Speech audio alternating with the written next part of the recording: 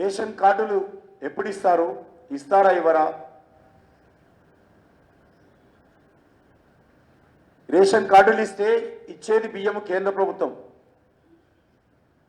కానీ కేంద్ర ప్రభుత్వము బియ్యం ఇస్తూ ఉంటే ఉచితంగా ముడి బియ్యము,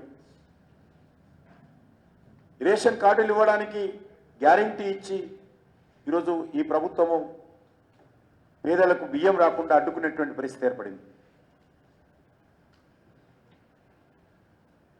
నేను ఇంతకుముందు చెప్పినట్టు 57 సంవత్సరాలు దాటినటువంటి వాళ్ళందరికీ కూడా వాళ్ళ కుటుంబంలో ప్రభుత్వ ఉద్యోగం చేసినప్పటికీ 4000 పెన్షన్ ఇస్తానని చెప్పాడు.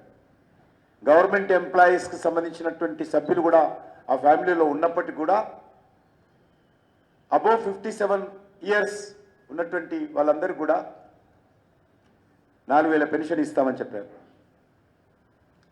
దేవాలయాలకు 12,000 రూపాయలు ప్రతి నెల ఇస్తామని చెప్పారు. ఈ రకంగా అనేక రకాల గ్యారంటీలు కాంగ్రెస్ పార్టీ ఇచ్చి ప్రజలను మభ్యపెట్టి ఈరోజు తెలంగాణ సమాజానికి, తెలంగాణ ప్రజలకు వెన్నుపోటు పొడిచింది. అందుకే ఈరోజు తెలంగాణ సమాజము, తెలంగాణ ప్రజలు కాంగ్రెస్ పార్టీని ప్రశ్నిస్తున్నారు.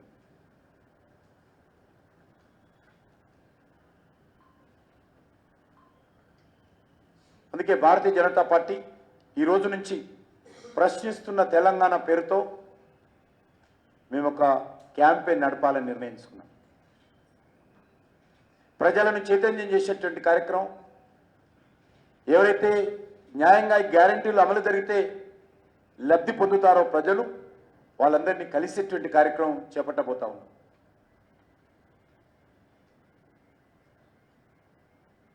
ఏ గ్యారంటీల పేరుతో అయితే ఎవరైతే వెన్నుపోటు పొడిచారో,